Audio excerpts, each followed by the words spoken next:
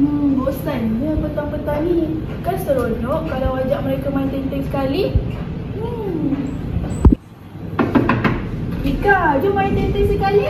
Jom. Kamu semua.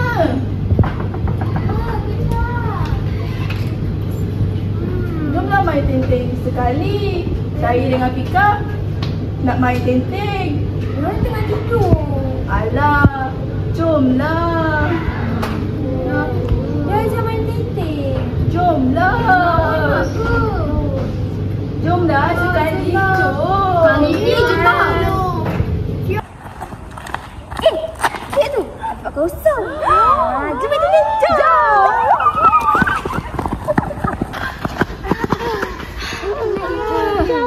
Kalau nak main tenteng, kita kena cari batu. Alah.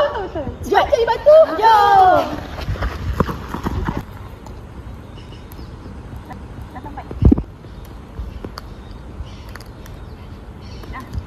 Aha, aku dah jumpa batu aku. Aku pergi main dulu tau.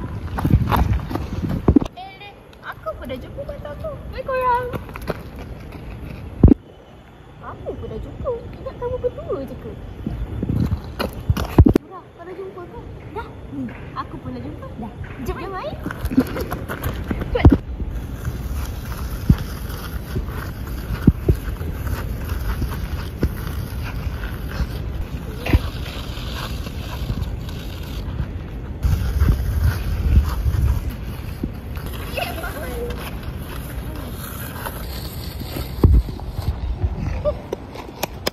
Dah siap. Jom. Dah cukup. Jom main. Jom.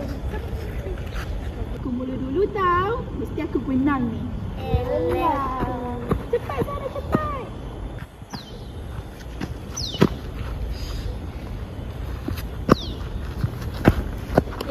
Ini pusingan kedua tau. Kalah lah korang. Baru dua.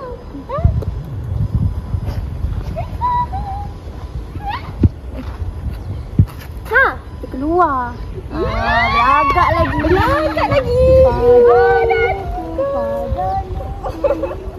Ha, sekarang giliran aku pula.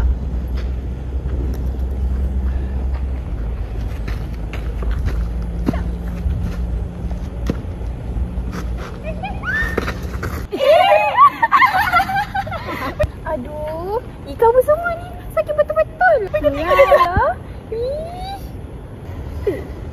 Dia sakit betul-betul lah. Lah. Ika, Merah ada pisangan ni. lah. Kita tengok dia dah. Jom lah. Kamu, saya bergurau je. Saya minta maaf.